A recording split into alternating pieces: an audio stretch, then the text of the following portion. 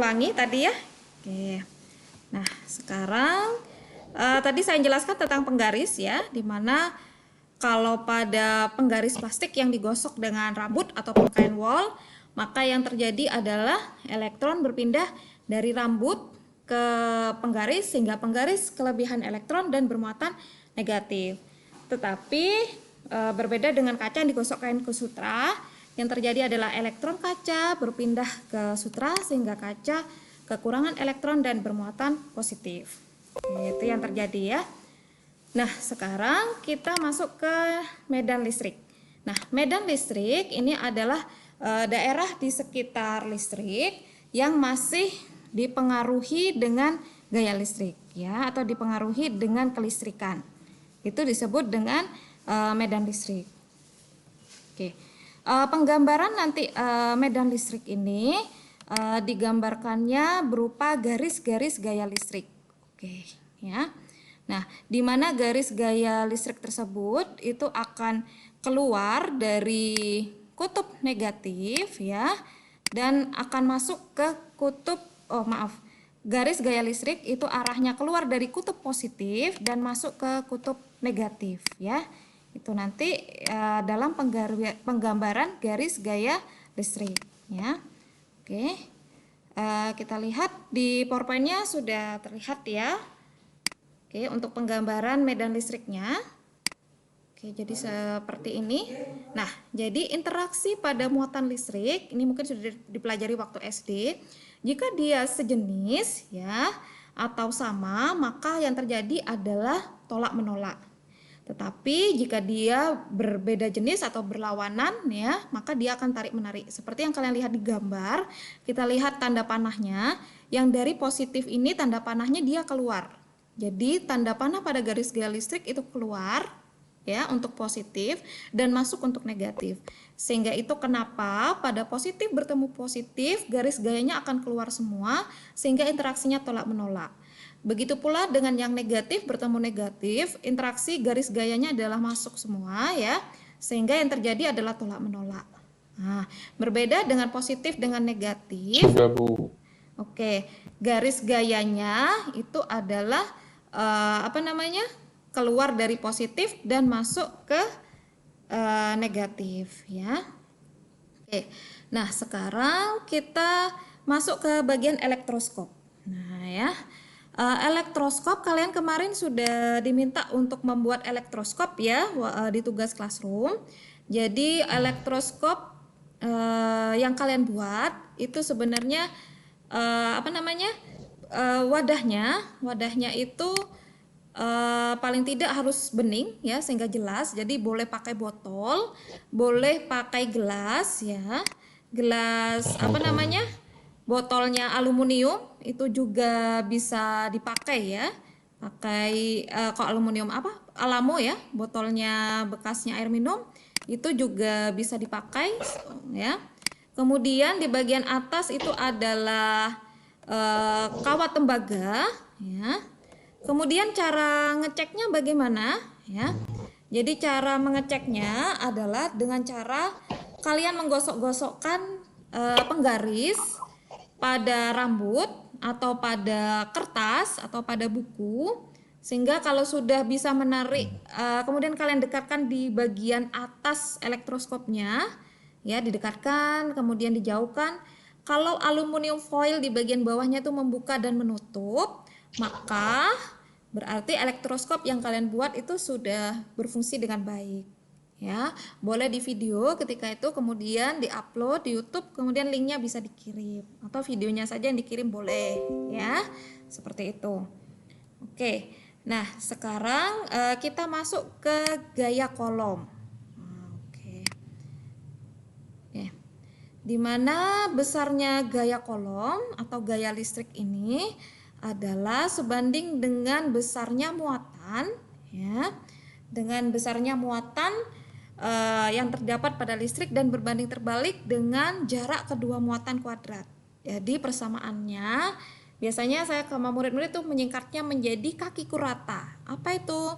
F sama dengan K dikali Q1 dikali Q2 dibagi R kuadrat. F itu artinya adalah gaya, ya. Dari bahasa Inggris force yang artinya gaya, ya, satuannya Newton. Kemudian K ini adalah konstanta atau tetapan kolom, nilainya 9 kali 10 pangkat 9. Q adalah muatan, Q1 berarti muatan 1, Q2 berarti muatan 2, dibagi dengan jarak atau R-nya yang dikuadratkan. Nah, semakin jauh jaraknya, maka gaya listriknya akan semakin kecil. Oke ya, logikanya bagaimana? Logikanya adalah misalkan kalian punya paku dan magnet. Ketika jaraknya dekat, maka paku akan menempel kuat pada magnet. Tetapi kalau jaraknya jauh, maka yang terjadi sepaku ini lama-lama tidak menempel pada magnet. Artinya kalau semakin jauh ya jaraknya, maka gaya listriknya makin lama semakin kecil dan lama-lama menghilang. Oke, cukup paham ya untuk analoginya. Oke, ada pertanyaan sampai di sini? Oke, ada yang mau ditanyakan untuk gaya kolom? Oke, silakan kalau ada yang mau ditanyakan. Oke, suara saya masih terdengar jelas ya? Oke, halo, tes. Apakah ada yang mau ditanyakan? Oke, kalau tidak ada, saya masuk pada aplikasi atau penerapan listrik statis. Oke, ini yang terakhir ya. Oke, salah satu aplikasi atau penerapan listrik statis di sini adalah misalnya petir ya. Oke. Kenapa saya kok membicarakan petir ya? Karena ini yang paling mudah kalian lihat dalam kehidupan sehari-hari. Sebenarnya masih banyak yang lain. Selain tadi menggosokkan penggaris pasti ya dengan ini dengan kain wol ataupun rambut. Nah, atau kalian misalkan mau ngadain party nih, pingin balon-balonnya bisa terbang ke atas ya, balonnya digosokkan pada rambut ya. Kemudian kalian lepaskan, nanti dia akan menempel pada bagian atap. Nah, seperti itu contohnya ya. Tetapi perlu diingat, tidak semua rambut itu kadang mudah ya untuk sebagai alat ya.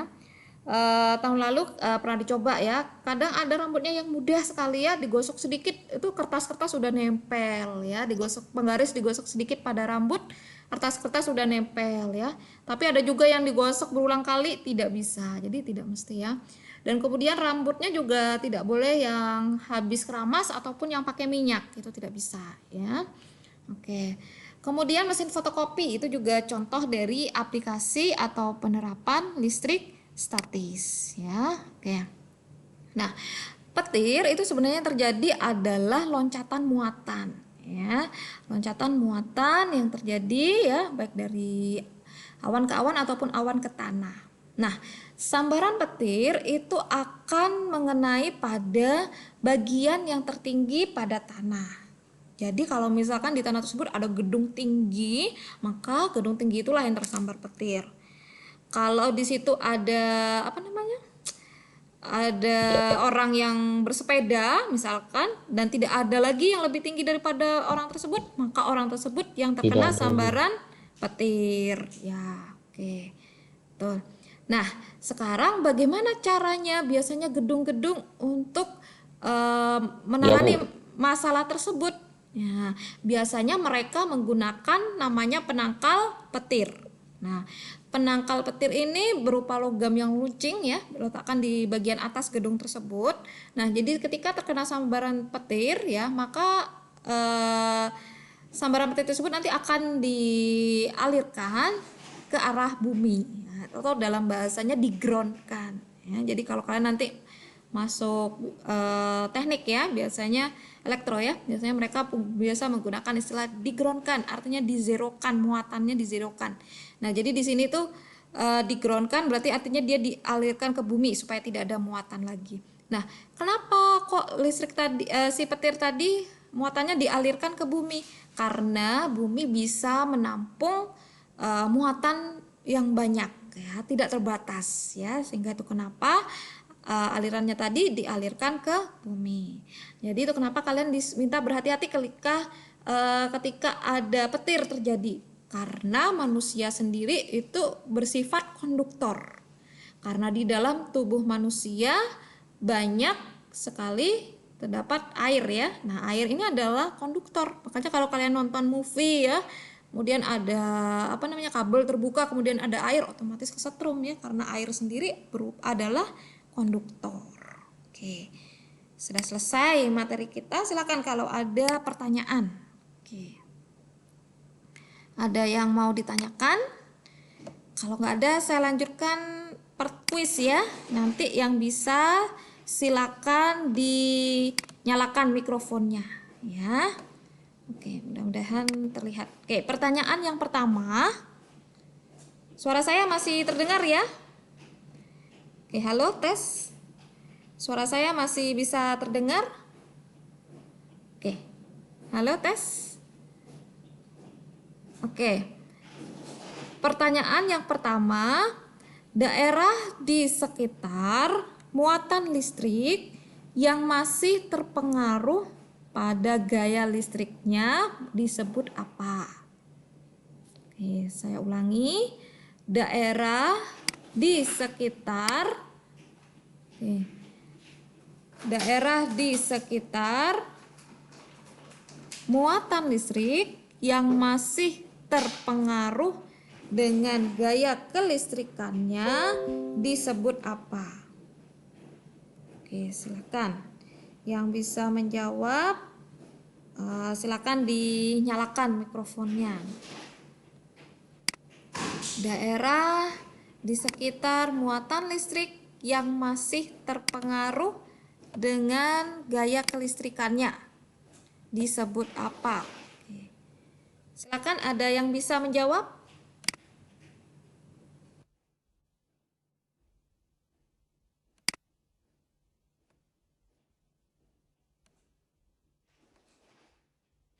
Oke, yang bisa menjawab bisa dinyalakan mikrofonnya.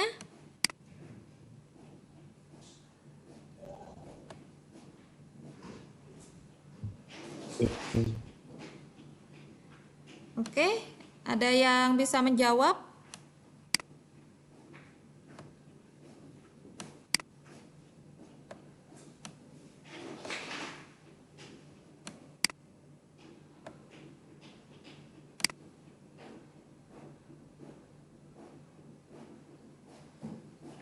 Oke, suara saya masih bisa terdengar ya? Sepertinya suara saya putus-putus ya.